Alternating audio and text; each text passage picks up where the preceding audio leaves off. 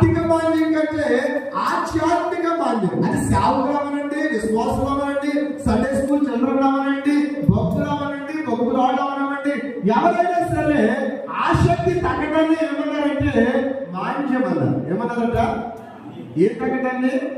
ఆసక్తి తగ్గుతుంది. చేసే పని వల్ల సహజంగా ప్రతి వ్యక్తికి ఆసక్తి తగ్గుతుంది. ఆసక్తి తప్పనిసరిగా తగ్గుతుంది. తగ్గుతుంది చెప్పండి. ఏ పండు పచ్చుతున్నప్పుడు చాలా ఆగ్రహంగా ఉంటుంది, తింటాం. రెండో తింటాం, మూడో తింటాం, నాలుగో తినేటప్పుడు అట్టుబడి తినడానికి మనిషికి ఇంట్రెస్ట్ ఉంటుంది. క్యాపింగ్ కావాలనుకుంటుంది. అవునే కాదు? ఏ పని మీద మనిషికి శ్రద్ధ పూర్తిగా మనకి ఉంటుంది.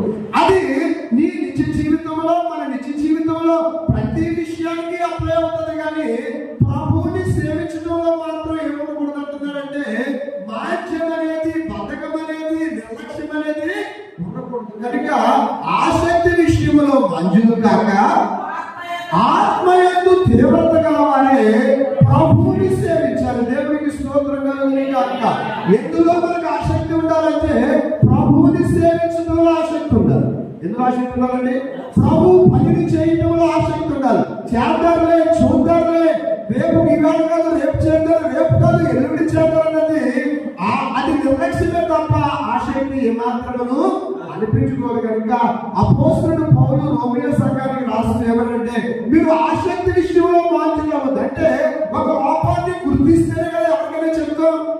అంటే రోమా సంఘంలో పౌలు ఏం గుర్తించాడంటే ఆసక్తి విషయంలో లోపం వాళ్ళు గమనించాడు. కనుక వారిని హెచ్చరిస్తూ రోమియో సంఘమే మీరు ఆసక్తి విషయంలో కొంచెం బద్ధకంగా ఉన్నట్టు నాకు ఉంది. మీలో కొంచెం మాన్యం ఉంది. ఈ మాన్యం అనేది ఆధ్యాత్మిక మాన్యం ఉంది. కనుక ఈ